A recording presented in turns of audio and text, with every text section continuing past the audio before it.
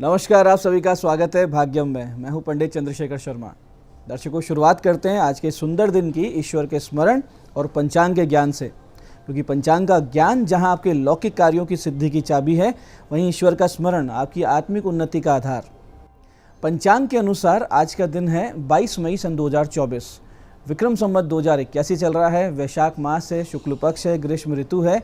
तिथि आज की चतुर्दशी है और आज का वार है बुधवार। आज विशाखा नक्षत्र है। योग वरयान है, दोपहर 12:35 तक, उसके बाद परिग योग है। तो योग की दृष्टि से मिले जुले प्रभाव वाला है। कोई विशेष लौकिक सिद्धि नहीं होती है, तो बड़े एफर्ट्स आज थोड़े से ना करें। करण वणिज है, शाम 6:49 तक। आगे वृष्टिकरण रहेगा। सूर्योदय का समय दर्शकों सुबह 5:35 का था और सूर्यास्त का समय शाम 7:11 का है। आज का राहु काल दोपहर 12 से 1:30 के बीच रहेगा। इसे पूरी तरीके से टाल देना है। इसमें कोई शुभ कार्य शुरू नहीं करते हैं। लंबी यात्रा भी शुरू नहीं करनी चाहिए। अभिजीत मुहूर्त आज बुधवार होने से मान्य नहीं है। दिन में 2 बार दुष्ट मुहूर्त भी रहेंगे, इनको ध्यान से समझिए, सूझबूझ से टाल दीजिए। यह है दिन में 11:56, दोपहर 12:50। आज का दिशाशूल दर्शकों उत्तर दिशा में। तो पहली कोशिश तो यही कि उत्तर दिशा की यात्रा को आप नहीं करेंगे, लेकिन अगर आप जाते हैं अनिवार्य रूप से उत्तर में जाना है तो इसका एक छोटा सा परिहार करें। परिहार इस प्रकार होगा, उत्तर की ओर मुख कीजिए, थोड़ा सा धनिया या मूंग के दाने खाकर 5 कदम पीछे चलिए और इस दौरान अपने हृदय में अपने इष्ट को स्थापित मानिए, उनका ध्यान कीजिए, उनसे प्रार्थना कीजिए और फिर ये यात्रा करें। दिशाशूल परेशान नहीं करेगा, यात्रा बहुत अच्छी रहेगी। आज का शुभ समय दर्शकों, यानी अगर आज के दिन का सबसे अच्छा समय हम समझें कि जिसमें कोई भी अच्छी कोशिश करेंगे तो अच्छे परिणाम प्राप्त हो सकते हैं, वो है दिन में 11 से 12 बजे का समय और दोपहर बाद 4 बजे से लेकर शाम 7 बजे का समय। आज की चंद्र राशि दर्शकों तुला है, यानी चंद्रमा शुक्र की राशि तुला से गोचर कर रहे हैं, जिससे आज का ये दिन सभी 12 राशियों के लिए कुछ इस प्रकार रहने वाला है। सबसे पहले बात करते हैं मेष राशि की। तो मेष राशि वालों को साझेदारी के व्यापार के लिए योजनाएं बन सकती है। वहीं वृष राशि वालों को लेन देन संबंधित कोई लाभ संभव है। साथ ही कोई गतिशीलता लिए हुए व्यापार, यानी जिसमें कोई कम्युनिकेशन भी हो और ट्रांसपोर्टेशन भी हो, उसमें बड़ा लाभ मिल सकता है आपको। मिथुन राशि वाले लोग जो स्पोर्ट्स और मनोरंजन इंडस्ट्री से जुड़े हैं, उनके लिए योग कारक समय है। कर्क राशि वाले घर की अशांति का हल खोज लेंगे, लेकिन मन को मजबूत रखें, आपको भावनात्मक चोटें मिल सकती हैं आज। ऐसे ही सिंह राशि वालों को अच्छा खासा फाइनेंशियल सपोर्ट मिलता हुआ दिख रहा है। कन्या राशि वालों को वाणी से होगा लाभ और कुटुंब में किसी विवाह या कोई शुभ मांगलिक कार्य की सूचना भी मिल सकती है। तुला राशि वालों को अपने ऊपर ध्यान देना चाहिए। आज का दिन आपके लिए अव्यवस्थित रहने का है। वृश्चिक राशि वाले जो बड़े निवेश से आपको बचना है, खर्चों पर रखना है नियंत्रण। और धनु राशि वालों को मिलेंगे आर्थिक लाभ और नए काम के अवसर। मकर राशि वालों को प्रमोशन संभव है, अच्छे काम के लिए प्रशंसा मिलेगी। कुंभ राशि वाले अपने पिता के रिश्तेदारों से बड़ा लाभ पा सकते हैं। और मीन राशि वाले दार्शनिकता और एकांतिक चिंतन में आज अपना समय ज़्यादा बिताएंगे, क्योंकि मन आज आपका उदास रहेगा। अब करते हैं आज के दिन की ज्ञान चर्चा, जो आपकी हमारी अंतर्दृष्टि और प्रज्ञा को जागृत करेगी। फिर आगे समझेंगे उन विशिष्ट उपायों को जो आपको समस्याओं से बाहर ले आते हैं, जीवन में सफल बना देते हैं। अंत में करेंगे आज के दिन की ज्योतिष मंत्रणा और समाधान। दर्शकों, हमारे मनोभाव ही हमारी आंतरिक और बाह्य सृष्टि की रचना करते हैं। जैसे हमारा संकल्प होता है, जैसा हमारा आचरण और प्रयास होते हैं, वैसा ही हमारा जीवन हो जाता है। ऐतरेय ब्राह्मण के 3 अध्याय में लोकख्यात राजा हरिश्चंद्र के पुत्र रोहित से संवाद करते हुए देवराज इंद्र कहते हैं कि कलिः शयानो भवति संजिहानस्तु द्वापरे उत्तिष्ठ त्रेता भवति कृतं संपादते चरश्चरेवेति। इसका अर्थ ये है कि शयन करना, यानी कि आलसी बैठे रहना, पड़े रहना, सोते रहना, ये कलयुग के समान है। आलस्य, प्रमाद और तमोगुण ही कलयुग है।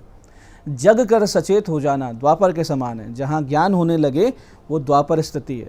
और उठकर खड़े हो जाना त्रेता के समान है। जैसे श्री राम का प्रण और उद्यमी होकर चलायमान रहना कृत युग यानी सत्य युग के समान है। यानी जिसमें बिना किसी मोटिवेशन के भी आप अनुशासित रहें, वही सर्वश्रेष्ठ स्थिति है।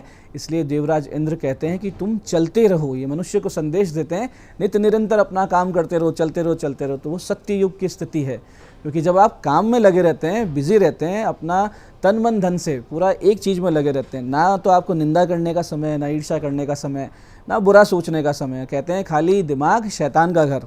तो दिमाग को खाली ना रखें, अपने काम में जुटे रहें, तो आप अपने आप में एक सतयुग में ही जीते रहेंगे।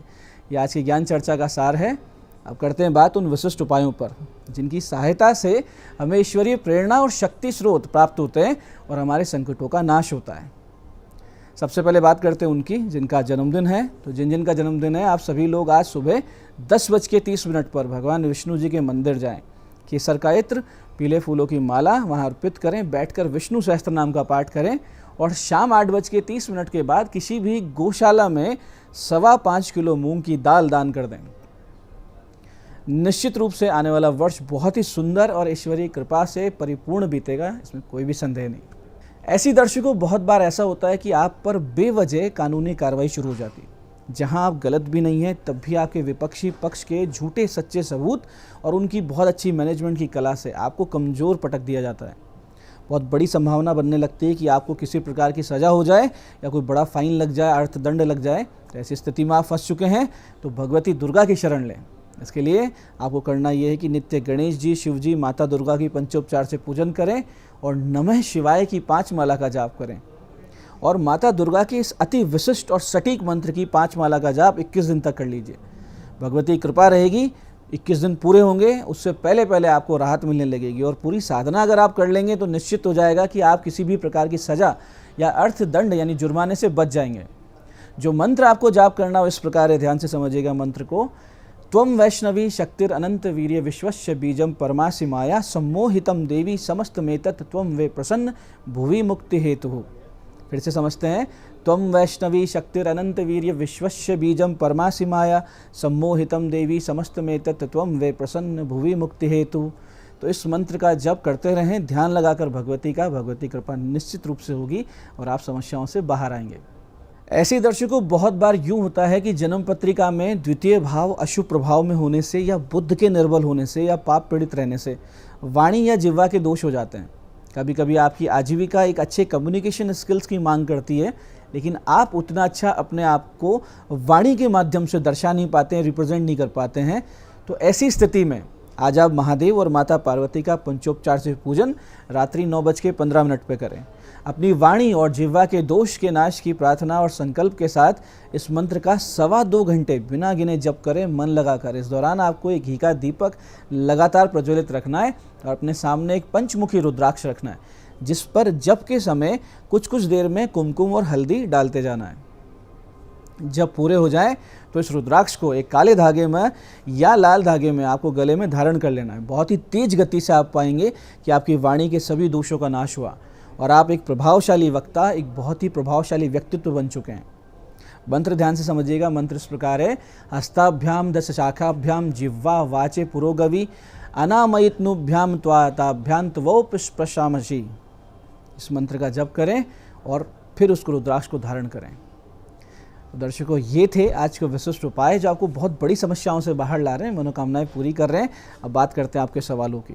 आपके सवालों में आज जन्म पत्रिका आई है हमारे दर्शक दीपक जी की। 17 अक्टूबर 1997 का इनका जन्म है। सुबह 10:49 जयपुर। समस्याएं ज़्यादा चल रही है, उपाय बताएं, इनका प्रश्न है। देखिए दीपक जी, 2 प्रकार से आप परेशान दिख रहे हैं। एक तो निजी जीवन में और एक आप अपनी नौकरी में सीनियर्स के दबाव में आ चुके हैं। तो आपके लिए अच्छा ये होगा कि अभी निजी जीवन की समस्याओं को तो इग्नोर कीजिए और जो नौकरी संबंधित समस्या आपको आ रही है उसका समाधान इस प्रकार होगा कि या तो आप राज्य के बाहर जाकर कहीं नौकरी ढूंढिए या आउट ऑफ कंट्री की नौकरी तलाशिए, अब्रॉड जाने की कोशिश कीजिए। आप जितना दूर जाकर बसेंगे आपके भाग्य, करियर और निजी जीवन के लिए उतना ही अच्छा रहेगा।